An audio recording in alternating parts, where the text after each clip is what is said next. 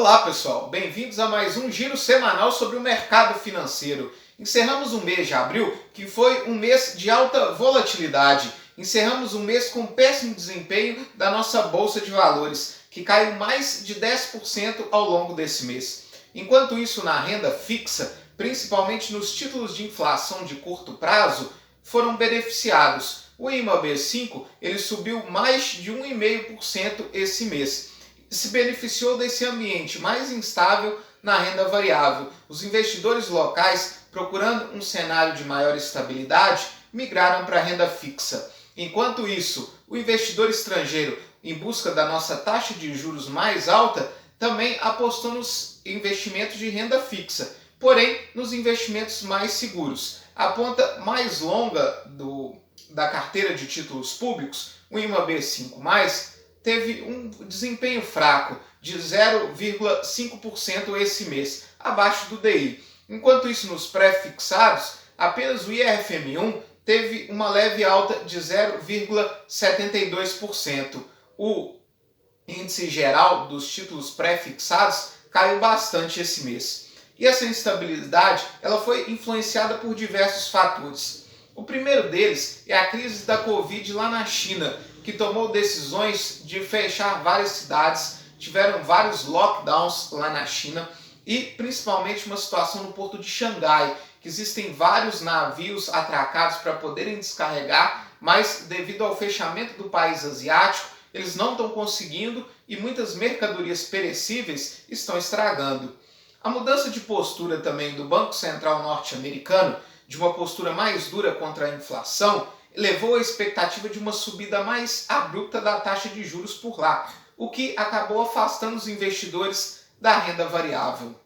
E a guerra da Ucrânia, que continua trazendo muita instabilidade para o mercado financeiro, principalmente na Europa. E, falando desse confronto, a Rússia essa semana decidiu cortar o fornecimento de gás para a Polônia e para a Bulgária, porque esses países se recusaram a pagar o gás da Rússia em rublo. Ao longo dessa semana, dirigentes russos chegaram inclusive a falar de o risco de uma terceira guerra mundial e o presidente Vladimir Putin alertou que ele não vai ficar exibindo suas armas, mas que ele tem e pode usar quando necessário. Outro ponto de tensão foi durante a visita do secretário-geral da ONU, Antônio Guterres, à capital da Ucrânia, Kiev. E durante essa visita, a Rússia bombardeou a capital Kiev. Já na China, as palavras do presidente Xi Jinping de que vai criar um pacote de infraestrutura para poder estimular a sua economia e que vai criar um programa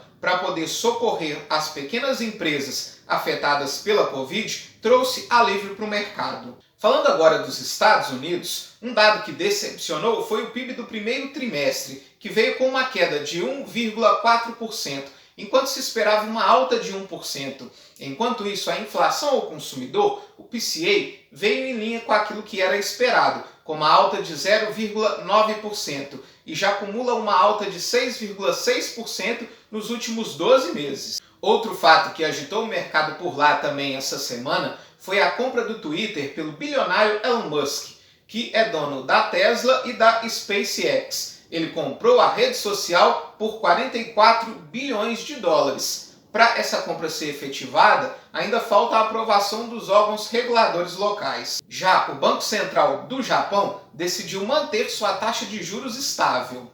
Falando agora da zona do euro, o PIB de lá veio com uma alta de 0,2%. Esse desempenho fraco se deve principalmente entre a tensão do conflito Rússia e Ucrânia.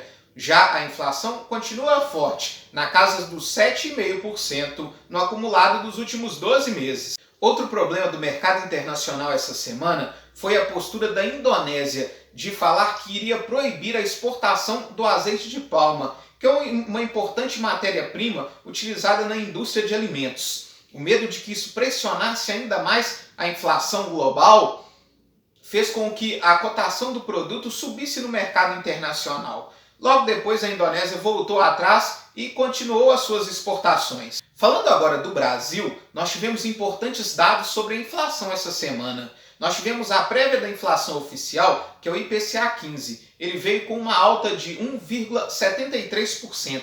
a maior alta para o mês de abril desde 1995 e já acumula nos últimos 12 meses alta de 12,03%, mostrando que a inflação ainda está pegando forte. E os principais vilões foram os alimentos, principalmente o tomate e a cenoura. Porém, a Fundação Getúlio Vargas também divulgou o IGPM essa semana. E o IGPM ele veio com uma alta de 1,41%, bem abaixo daquilo que era esperado pelo mercado, mostrando aí um possível arrefecimento da inflação. Lembrando que na previsão de Roberto Campos Neto, que é o presidente do nosso Banco Central, ele falou que esse mês de abril a inflação atingiria seu pico e logo depois ela começaria a arrefecer. Vamos ver se ele está certo nessa sua previsão e se ele vai poder manter o plano de só mais uma alta na taxa de juros e a partir daí manter a nossa taxa de juros estável. Nós tivemos ainda o decreto do governo federal que ampliou a redução do IPI. No início do ano essa redução foi de 25% e agora ela foi ampliada para 35%. Esse que é um imposto sobre produtos industrializados. Nós tivemos ainda a divulgação da taxa de desemprego, que permaneceu estável em 11,1%, e tivemos também um aumento do gás natural por parte da Petrobras. O gás natural ele aumentou em 19%. Esse gás é utilizado principalmente para abastecer os veículos, o GNV, e é utilizado também pela indústria. Ele não tem nada a ver com gás de cozinha.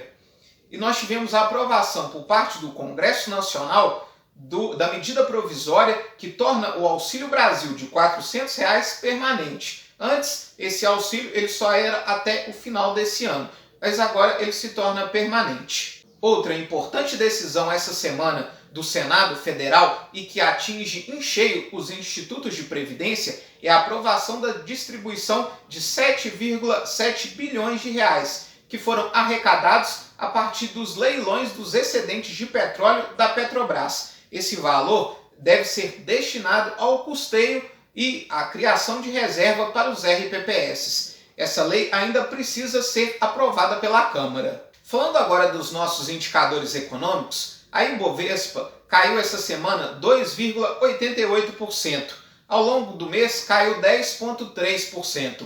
Enquanto isso, o dólar subiu 3,73% só essa semana. No mês acumulou uma alta de 2,88% e encerra cotado aos R$ 4,97. Já o barril de petróleo teve uma alta de 2,58% essa semana e encerra cotado aos $109,40. Enquanto isso, o minério de ferro teve uma queda de 2,41% e encerra a semana com a tonelada cotada aos $142. Enquanto isso, nos Estados Unidos, o S&P 500 caiu 2,9%, a Nasdaq caiu 3,1% e o Dow Jones caiu 1,3%. Já na Europa, o Stoxx 600 encerra a semana em uma leve alta de 0,48%. Já na renda fixa, o DI para janeiro de 23 encerra essa semana em leve alta de 0,04%. Encerra o mês cotado a 13,02%. Enquanto isso, na carteira de títulos públicos, os pré-fixados, o IRFM, apesar de ter tido uma alta de 0,23% essa semana, encerra esse mês de abril com uma cotação negativa de 0,12%. Enquanto isso, a carteira geral de títulos públicos, o IMA geral, teve uma alta essa semana de 0,32%, e encerra um mês com uma valorização positiva de 0,54%. E como eu disse, o destaque foi o IMA BC5, que são os títulos de inflação de curto prazo, com uma alta de 1,51% nesse mês de abril. Para a semana que vem, nós temos a decisão da taxa de juros na Inglaterra e também temos a divulgação do payroll, que é o índice do emprego do trabalhador urbano dos Estados Unidos, um dos principais indicadores econômicos do mundo. Mas é claro que todas as atenções vão estar voltadas para quarta-feira, onde nós vamos ter a decisão sobre a taxa de juros aqui no Brasil, que deve subir em 1 ponto percentual, e a decisão da taxa de juros lá nos Estados Unidos, que deve subir em 0,5 ponto percentual. Mas principalmente como vai ser o tom do comunicado tanto do nosso Banco Central aqui, como do Banco Central norte-americano, sobre as próximas decisões. Se de fato nós vamos encerrar aqui no Brasil o nosso aperto monetário e se lá nos Estados Unidos esse aperto monetário vai seguir mais firme. Muito obrigado e até a próxima semana.